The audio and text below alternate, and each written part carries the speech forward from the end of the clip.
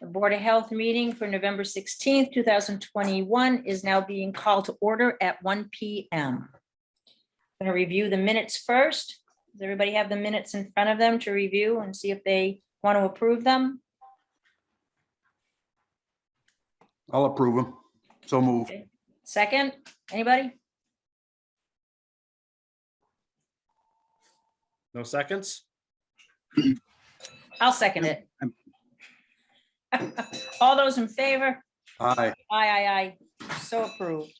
Moving on to the second one, which is a discussion, a preliminary plan application for 390 Housatonic Street. Going to turn it over to Jim, and it looks like Mark Lavasser.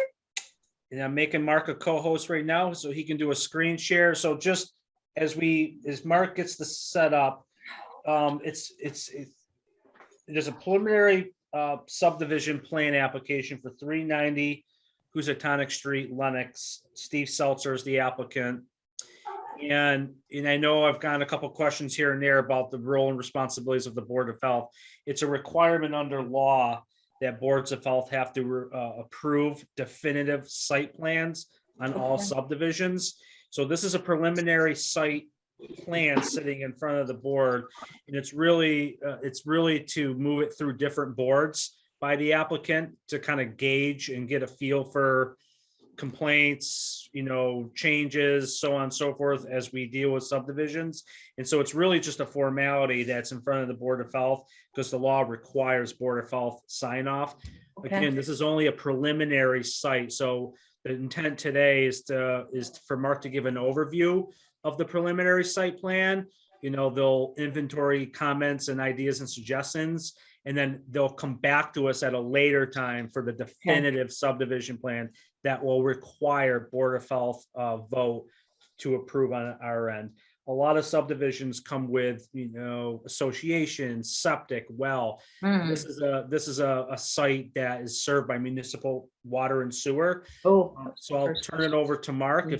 Mark, you're the co-host, and if you want to offer the board an overview. Dr. Blagg and I did walk the site today at 10 a.m. With Mr. Seltzer and Mark to get a kind of a feel, but then we can offer our thoughts and ideas and suggestions when Mark concludes this presentation. Okay. It's all yours, Mark. Thanks, Jim. I'm Mark Lavasser from Foresight.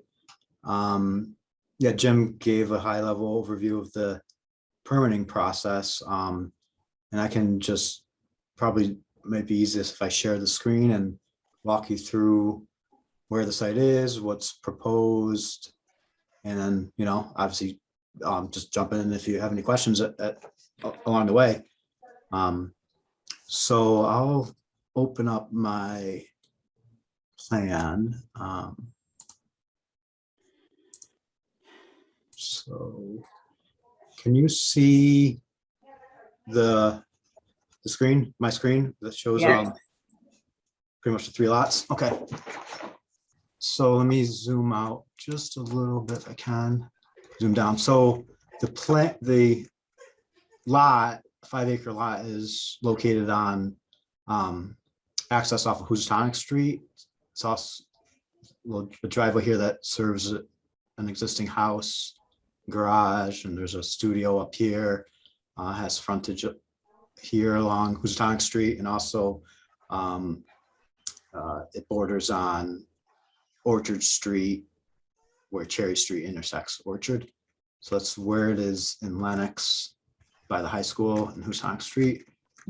This is Orchard Street. Now, can you see my cursor as I'm moving around? Or Yes. Yeah. right. So this is Orchard Street, and Cherry Street goes to the north, is up the page. And the proposed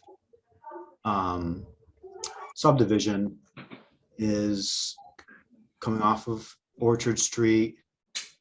This would be the new right-of-way with a proposed gravel driveway, which would be considered a road, private way.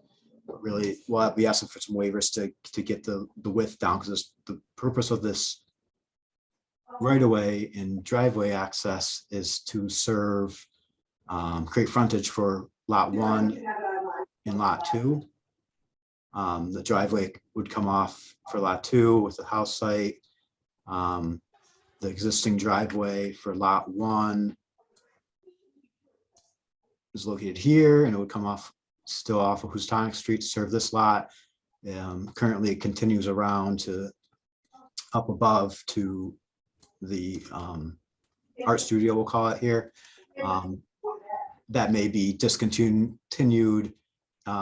This lot 3 would be a Form A lot, and not part of the subdivision. Lot 1 and 2 are the subdivision lots. Lot 3 is a Form A with frontage along Housatonic Street, so potential house site down below, or if you do some grading and cuts, and a potential new buyer could possibly build up here with permitting and access, and that would possibly be, this would possibly be discontinued. The water and service, again, would, like Jim said, it's served by public utilities on Houstonic Street. Currently, the house is served by sewer and water on Houstonic Street, off Houstonic Street, and then this new lot, sewer and water, sewer manhole there, water hydrant and valves are here. Could be serviced.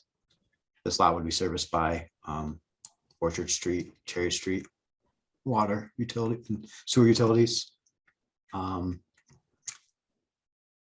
So, like Jim said, this is just a preliminary plan, and the final details and definitive plan will follow.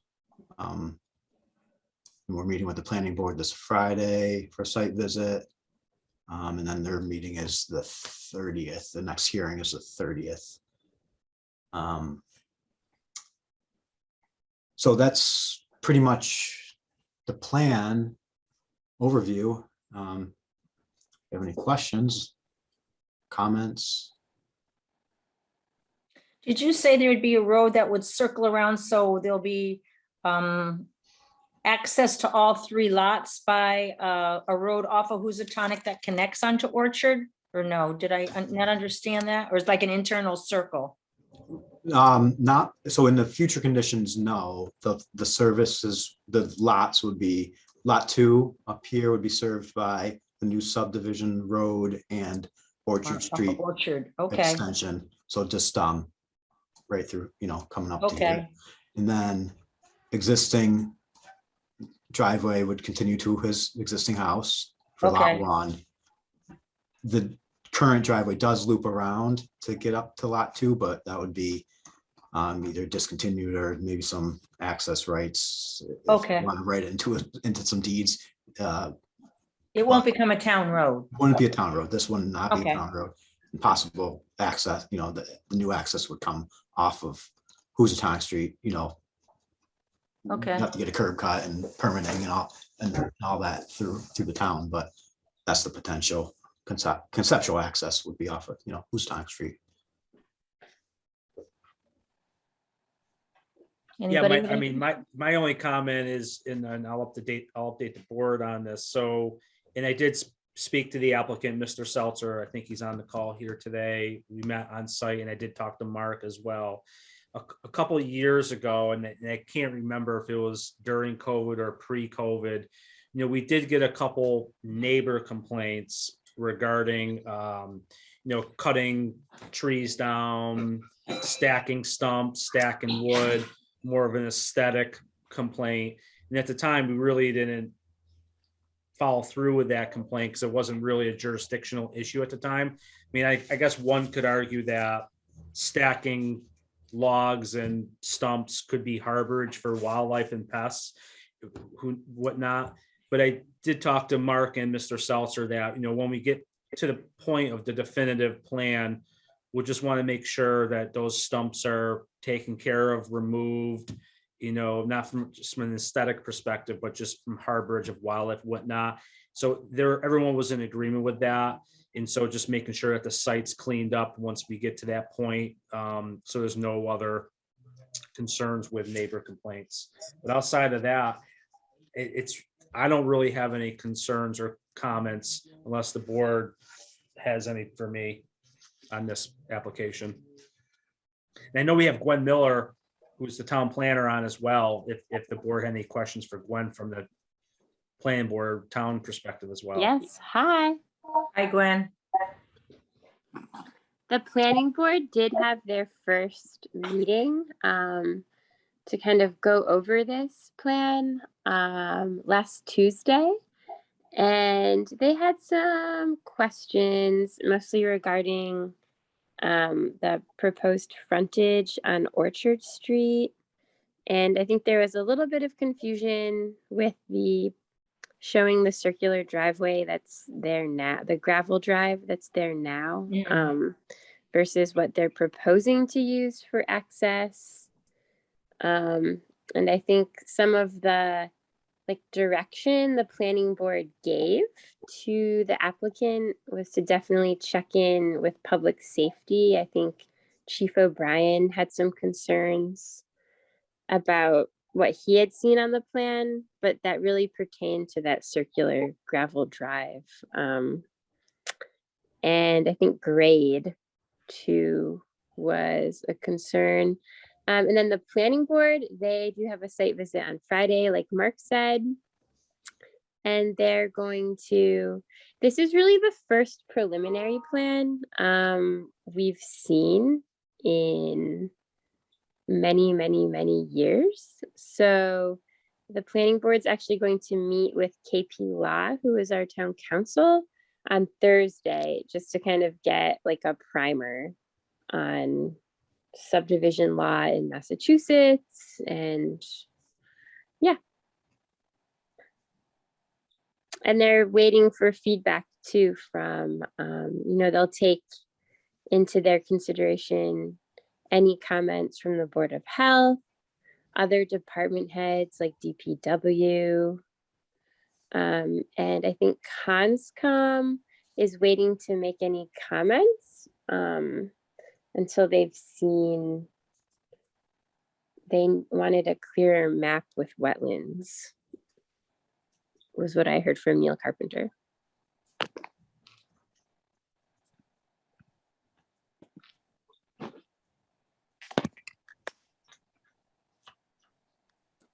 I don't have any questions. Noel or John? No, No, I don't have any questions. Concerns? Not from the perspective of the Board of Health, no. Okay. And again, we're gonna see a definitive plan as it makes its way through all the other boards and jurisdictions as well for final sign off on the definitive at some point.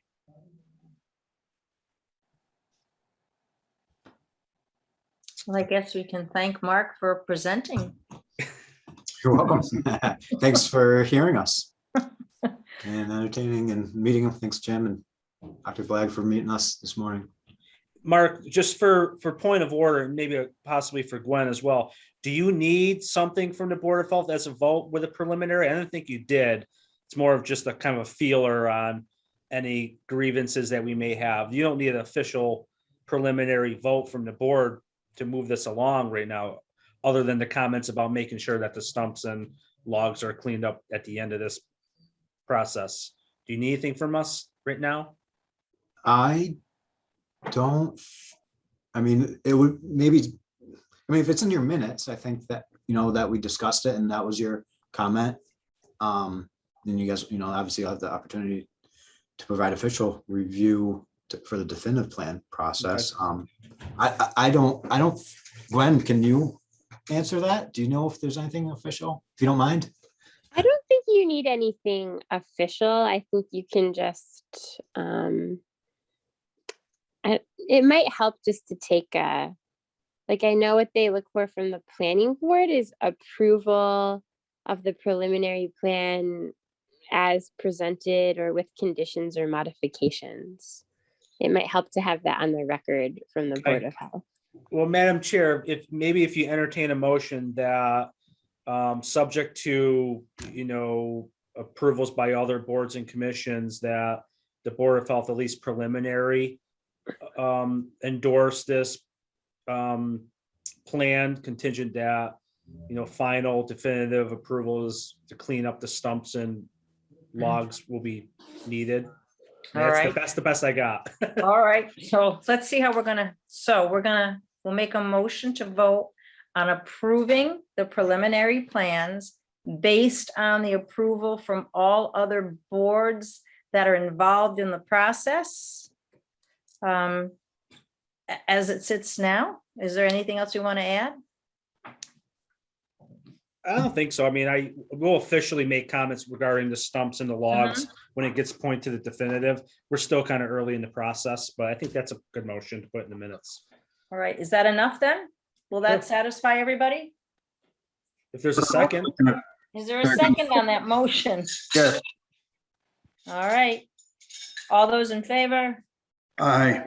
Okay, so moved. thanks, That's Mark it and for Gwen. now. Thank you, Mark. We'll see Thank you in you. the future. Okay. Bye Thank you, bye. Gwen. Take care, everybody. You too. All right. I stopped sharing, so I think I can exit out of this without, stopping your meeting, and hopefully if something happens, Jim, just text me. I'll try to No, jump you're on. a co-host. Don't worry about it. You can log out. Okay, I'm logging out. Unless you want to Thank you. stay and learn about COVID. Yeah. Yeah, well, when's it gonna end? Can you ask me that? The definitive We don't plan will have be that done before answer. that. Yeah, no. All right, All right, well, good thanks. luck. Thank you. Appreciate it. Thank Bye. you, Mark. So Jim, we're just a formality. We don't have to really dig into anything. Most of the stuff will be covered by planning and zoning and stuff. We'll just approve everything at the end once all the other boards have gone through it, Yeah, and that'll be enough. the laws require the Board of Health to officially vote on a Okay, definitive plan once it becomes, all right. once they get to that point. So yeah, it's just a I thought formality. maybe it was, I thought maybe it was gonna be all septic down there that we were gonna be dealing with. I didn't realize that that end was now on water, town water and sewer. That's good. It's life easier. Yeah. Moving on, Tri-Town Health updates. Yeah, South- so, the Southern Berkshire Collaborative is going well. Diane is the representative for Lenox on that. We meet monthly. Amy and Jill are doing a really good job with COVID contact tracing, working in the community. They're working with other organizations like CHP, the hospital, Fairview on flu clinics. We're working on executing a plan for the elementary grade students, and let me see if I can pull that up, the schedule. I know Morris is gonna be on November 30th for us. So it's sort of where we're at. There's kind of low enrollment, but we're reminding the schools to send it out. Can you see the whole screen? Yeah, Yeah, 'cause I got pictures of people on the right can't see. So it's a little bit of a low turnout right now, but we're, Lee is 69 have scheduled. There's 350 kids. Morris, there's 31 kids scheduled, 305 total. So hopefully we see an increase in that. Just, trying to push the envelope on getting these kids vaccinated. So that's happening. There's COVID booster shots happening. I think we're doing what we can. We have the current directive in place that we amended a few weeks ago after that lengthy Yeah. meeting. Didn't get a lot of pushback then. I think we got more thanks than not, making clarifications on the small private events. yeah. But, the directive's still in place. It's, I don't know how effective it is. We are seeing a lot of people still masking. They're every now and again, we'll see a couple people not masking. The cases, I'll bring up the case count. Bear with Going me. up. COVID's not going away. I think South County is in better shape than Central and North. But here's the last few weeks of our numbers. Parentheses are those that are COVID unvaccinated, because we have week of the 7th through the 13th, 7, previous week 3, then 10 and 5. South County is looking better than Central and North, and I think there's, I was talking to Dr. Blagg today on the site visit, and I think, from a community perspective, it's people are getting vaccinated, but I think some people have this idea that if they're fully vaccinated, including getting a booster, that they're not going to get COVID and they're not going to be subject to quarantine. And I think we're trying our best to put out the good information. And, we do weekly dashboards. We have the Facebook page that gets a lot of views, and we're doing a really good job educating people. And I just think COVID fatigue is here. People are losing patience that, well, I'm not going to get tested then. If I come back positive and I have to go in quarantine still, I'm just not going to get tested anymore. But I know on some of the DPH calls, the community contact tracing collaborative that the state contract with Partners in Health is winding down. So that's ending in a couple weeks. There's conversation about the stop the spread testing being eliminated by the end of the year. So the stop the spread is the subsidized. So the state is basically carte blanche allowing people to be tested, whether they're symptomatic or contact or they're traveling.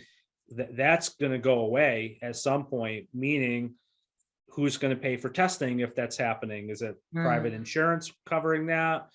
And then they also talked about come early next year that contact tracing won't need to be done unless you're in a school setting, like school exposure contact tracing, and possibly congregate care setting.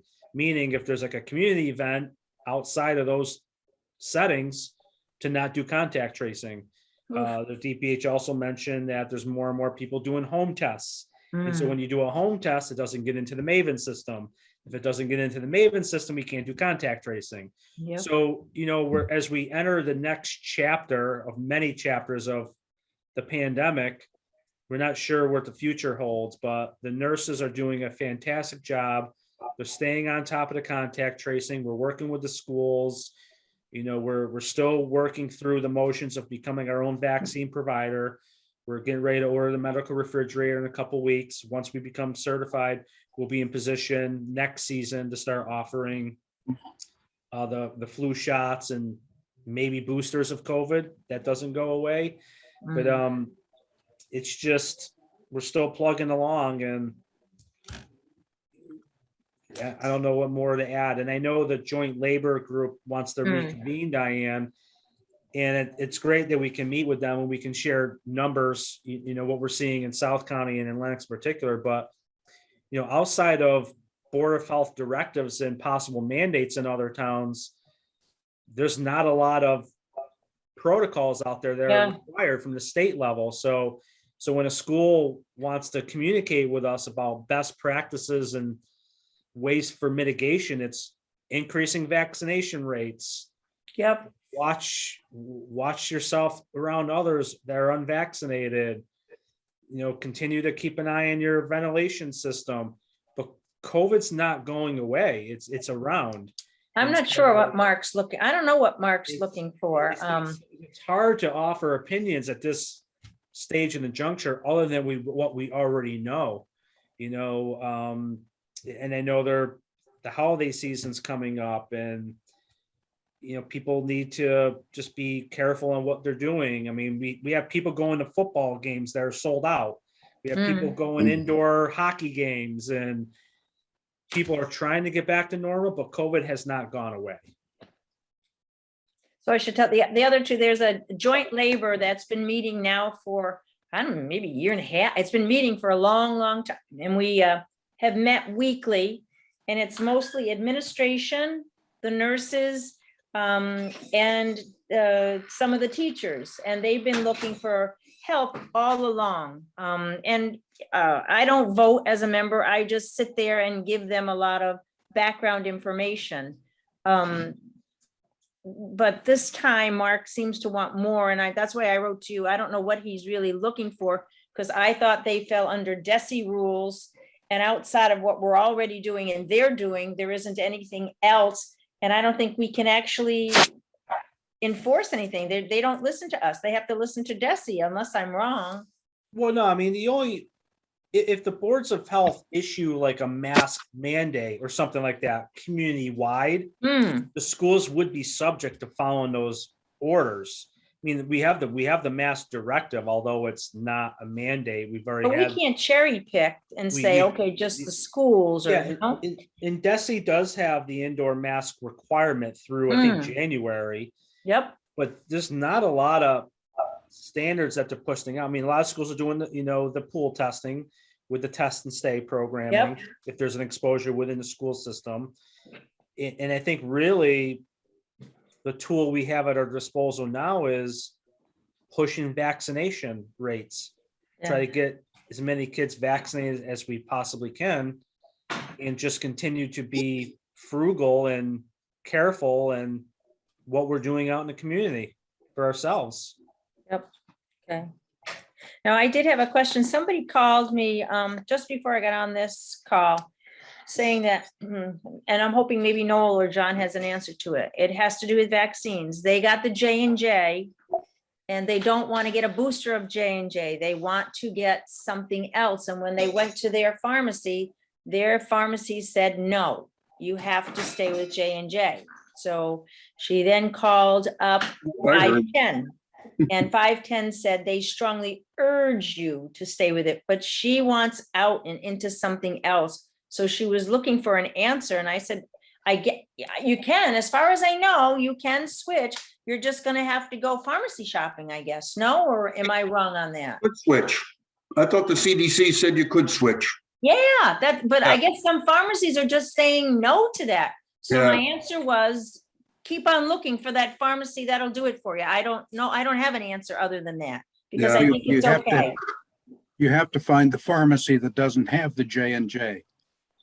Yeah. Ah, They'll give you what they've got, okay. whether it's Moderna or Pfizer. So But there that's is- the approach. there is- Okay. There is probably a very significant benefit to getting an mRNA booster when you got your first one as a J&J. Okay. The antibody levels are higher. And in particular, for any young woman, I would argue that the J&J carries a small but significant risk of having thromboembolic disease, which is not carried by the MNRA. The risk isn't there. So that I would definitely avoid further J&J exposure in that particular group. But as I said publicly in the past, when it came to our daughter who got J&J for the first round to get her booster, we made quite an effort. Well, it wasn't all that much of an effort. We just called the pharmacy and said, can we get this? And they said yes. And that was CVS. And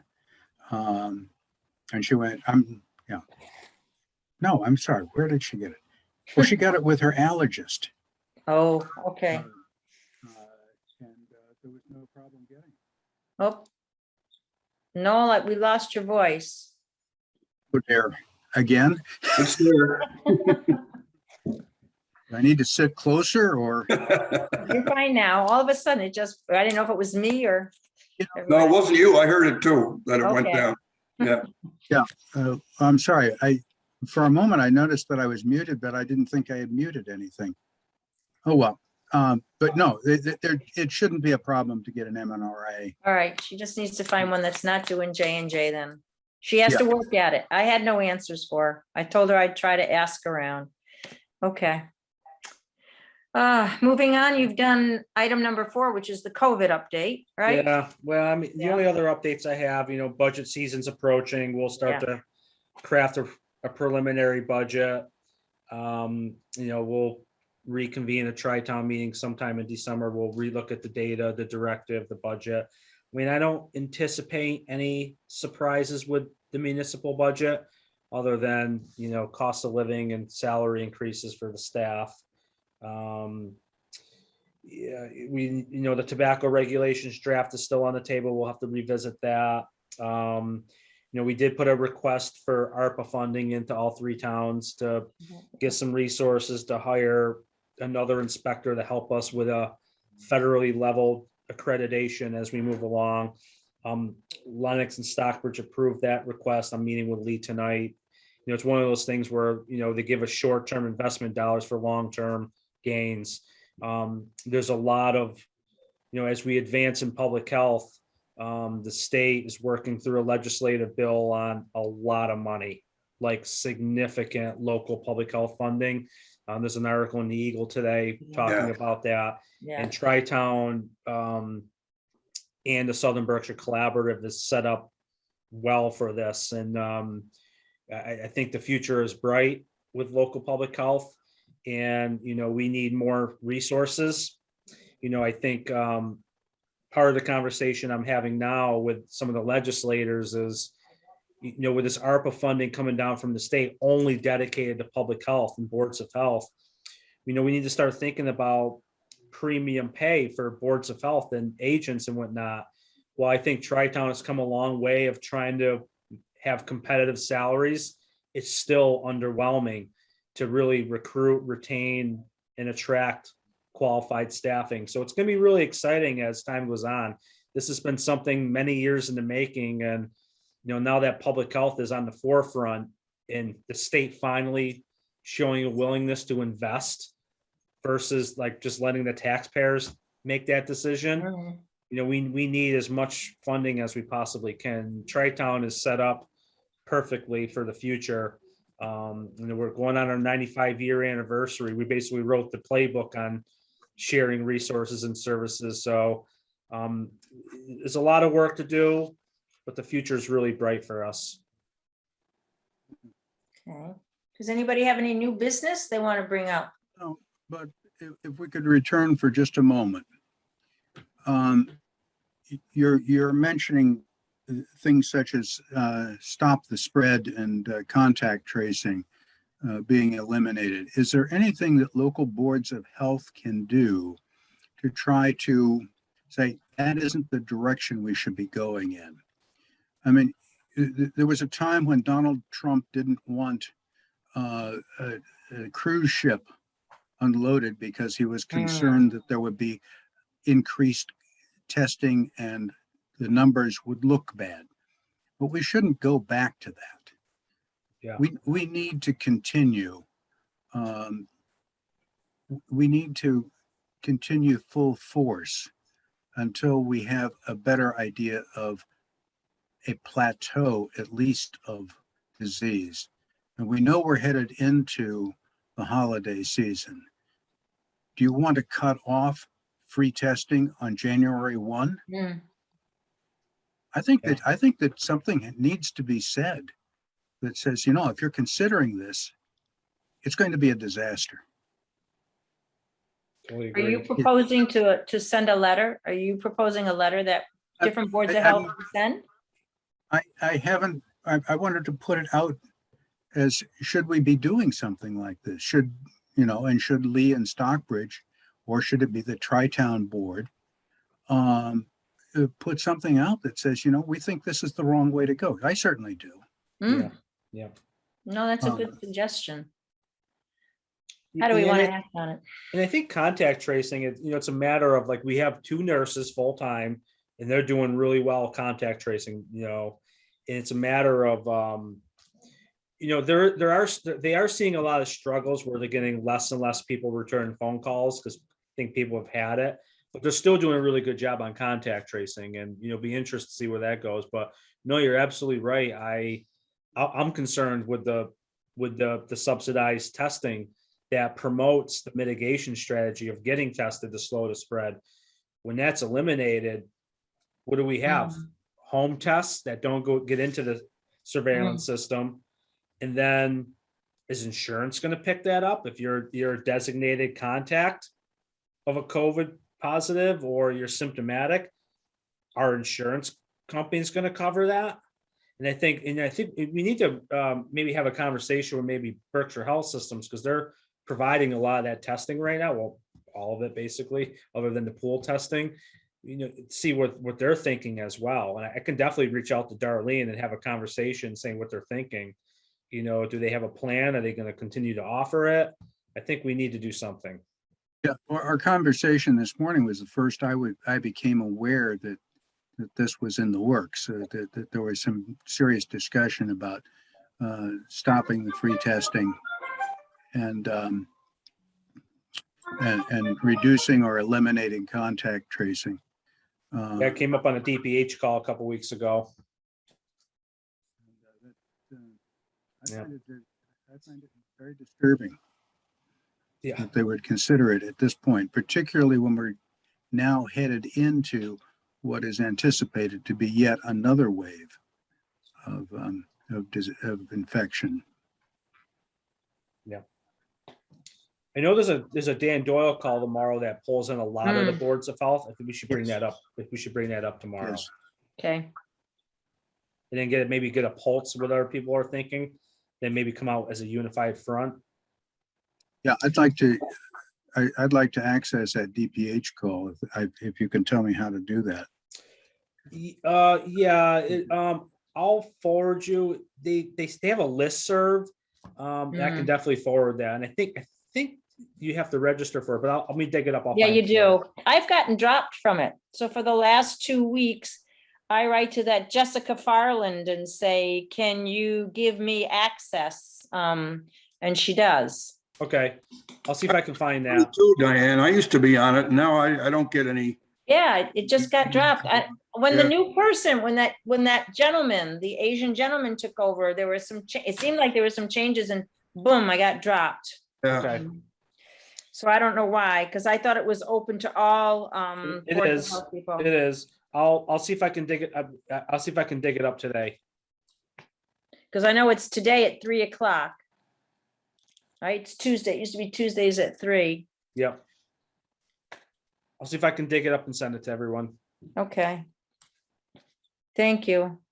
I was going to ask about that. I have that on my little list of new news. If things were changing where they weren't going to be meeting as often as they did, what was changing with DPH? But nothing's changing, I guess, with DPH. I think that might be it, except to congratulate Jonathan. As the Lenox Board of Health, we should congratulate Jonathan for his certification. That was lovely. And to thank the public health nurses for all they're doing, because they're working a lot of hours. I don't know if they anticipated the degree it would be being called upon. So I want thank to you. compliment Amy's update every week. It's phenomenal. It's really. Indeed it is. It's Yes. amazing. Yes, Yeah. I will pass that message along. please do. She My life needs is to so know much that. easier having awesome staff. Yeah. Imagine it is. So I had wanted to wrap this up into a quarterly staff meeting, but we're still gonna have to meet again in December for budget, or you want to push it out till after the holidays? I mean, it's up to the board to decide what they want to do, but I'm hoping like by mid-December, we'll be having a meeting on budget. Guess we Okay, could wait till then and then go from there. okay, We used to set an annual schedule on quarterly, but we just, with Haven't. COVID and everyone just being pulled in different directions, I'm hoping yeah. maybe get back to that and just have a standing, Used to be meeting. March, June, September, December. yeah. Because by March, you knew what was really going on with the budget towards the end. In December, you gave us preliminary. By March, we were really marching through it. And then June and September, so. Yeah, why don't we wait? Here's a suggestion. Why don't we wait? We'll schedule the Tri-Town joint meeting first. And then I'll present to all three boards 2022 schedule.